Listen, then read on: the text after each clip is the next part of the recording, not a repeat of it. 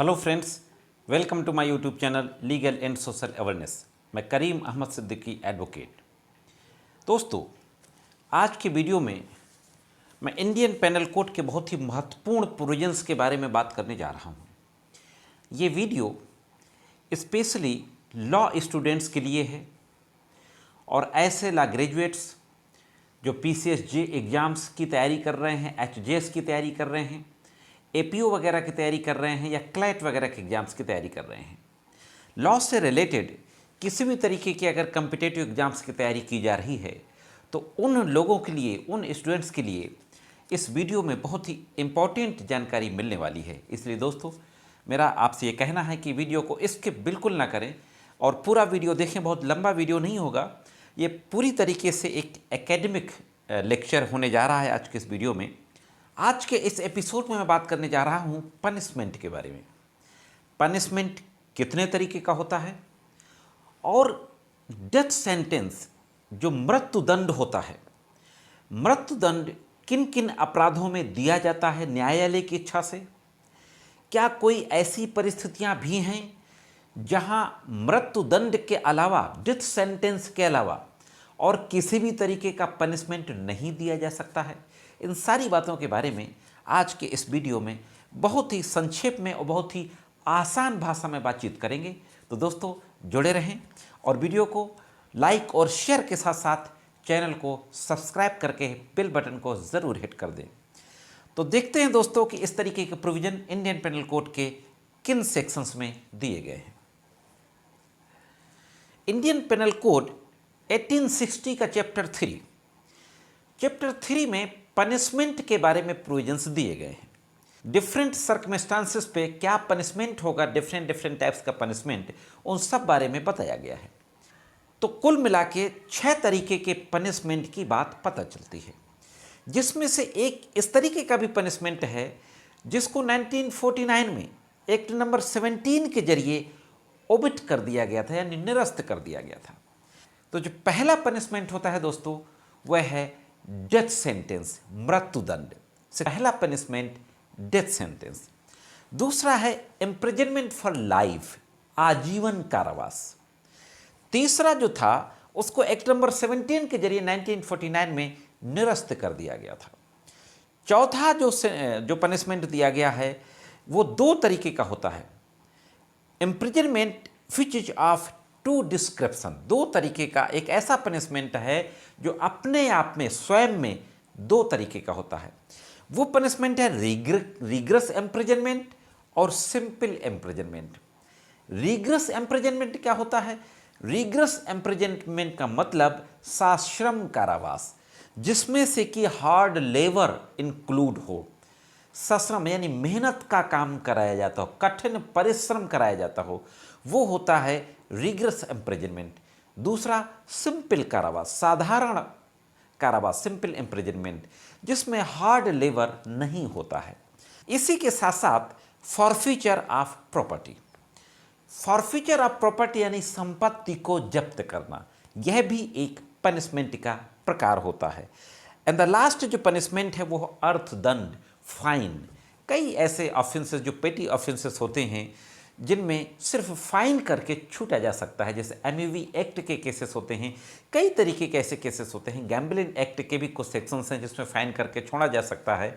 तो इस तरीके से दोस्तों ये 6 पनिशमेंट हैं जो चैप्टर 3 में हैं, उसमें दिए गए हैं। अब हम उन अपराधों को देखते हैं जिन अपराधों में मृत्युदंड दिया जाता है। वो कौन कौन से अपराध हैं जिनमें न्यायालय की इच्छा से मृत्युदंड दिया जा सकता है? पहला अपराध है वो इंडियन पेनल कोड के सेक्शन 121 में दिया गया है। 121 में जो प्रोविजंस हैं जिसमें सरकार के विरुद्ध युद्ध छेड़ने की बात कही गई है। हाँ दोस्तों, सरकार के विरुद्ध युद्ध छेड़ना धारा 121 के तहत जो डेथ सेंटेंस है उससे पनिशेबल होता है। न्यायालय इसमें मृत्युदंड की सजा दे सकती है। दूसरा है सेक्शन 132, कोई ऐसा कार्य जिससे ऐसे इस तरीके से किसी को अगर हम अबेटमेंट करते हैं जिससे सैनिकों का विद्रोह हो जाए, यानी सैनिकों को विद्रोह के लिए दुष्प्रेरित करना, अबेटमेंट करना। 132 में उन परिस्थितियों को बताया गया है कि वो कौन कौन सी परिस्थितियां हैं जिससे जो दुष्प्रेरण की कैटेगरी में आएंगी, जिससे सैनिक विद्रोह कर सकते हैं। तो इसमें भी मृत्युदंड की सजा दी जा सकती है। तीसरा है झूठा या बनावटी साक्ष्य, fabricated evidence, forge evidence fabricate करना सेक्शन 194 आईपीसी के तहत मृत्युदंड की सजा से दंडित किया जा सकता है। And the next is murder. जो मर्डर का जो ऑफेंस होता है, जो सेक्शन 300 में डिस्क्राइब किया गया है और इसका पनिशमेंट 302 में दिया गया है, इसमें भी डेथ सेंटेंस से लोगों को पनिश किया जा सकता है। एंड द नेक्स्ट है शिशु या उन्मत्त व्यक्ति की आत्महत्या का दुष्प्रेरण। किसी बच्चे या ऐसे व्यक्ति को जो इंसेन पर्सन है, जिसकी मेमोरी प्रॉपर काम नहीं कर रही है, अगर हम उसको आत्महत्या के लिए दुष्प्रेरित करते हैं, अब तो ऐसा जो अपराध है वो सेक्शन 305 आईपीसी में दिया गया है। 305 आईपीसी के तहत ऐसे अपराध करने वाले व्यक्ति को मृत्युदंड की सजा से दंडित किया जा सकता है। एंड द नेक्स्ट जो ऑफेंस है डकैती विद मर्डर, हत्या के साथ डकैती। इस अपराध की सजा 396 आईपीसी में दी गई है।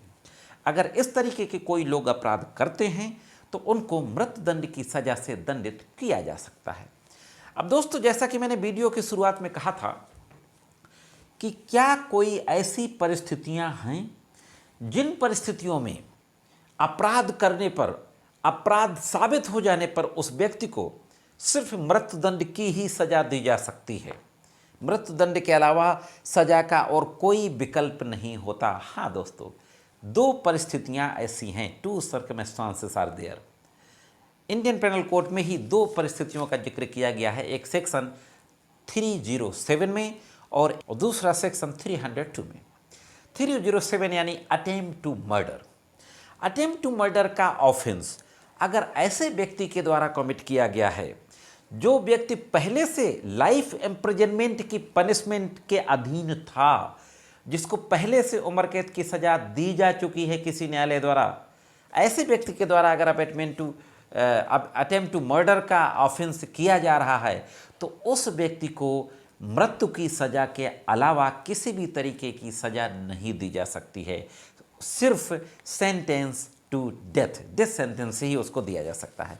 तीसरा, अगर हत्या का अपराध जो सेक्शन 300 आईपीसी के तहत होता है, अगर हत्या का अपराध ऐसे व्यक्ति के द्वारा किया गया है जिसको पहले से ही आजीवन कारावास की सजा मिल चुकी थी, तो ऐसे व्यक्ति को भी दोष साबित होने पर मृत्यु की सजा, डेथ सेंटेंस से ही पनिश किया जाएगा। There is no any alternate punishment in these two circumstances साथियों।